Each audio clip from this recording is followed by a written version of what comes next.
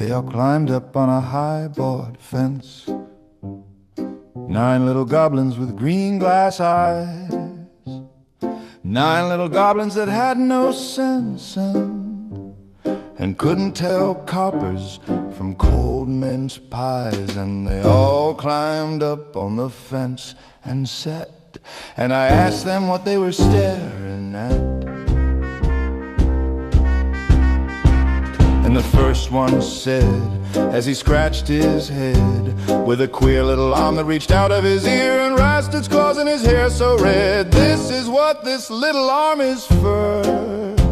And he scratched and stared, and the next one said, "How on earth do you scratch your head?"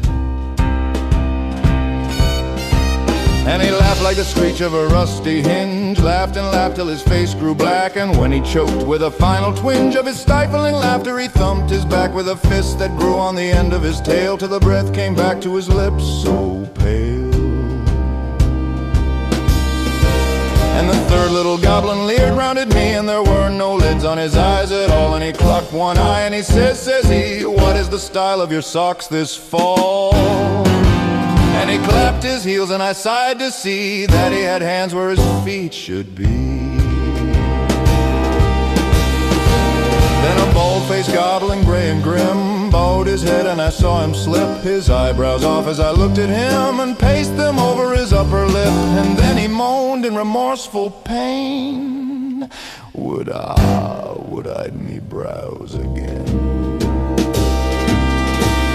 And then the whole of the goblin band rocked on the fence top to and fro, and clung in a long row, hand in hand, singing the songs that they used to know, singing the songs that their grandsires sung in the goo-goo days of the goblin tongue.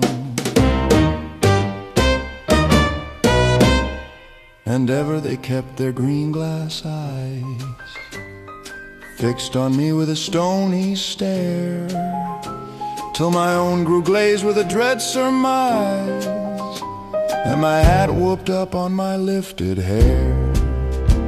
And I felt the heart in my breast snap to, as you've heard the lid of a snuff box do.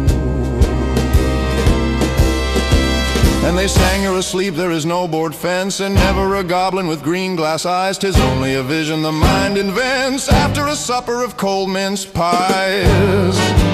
And you're doomed to dream this way," they said, "and you shan't wake up till you're clean, plumb dead."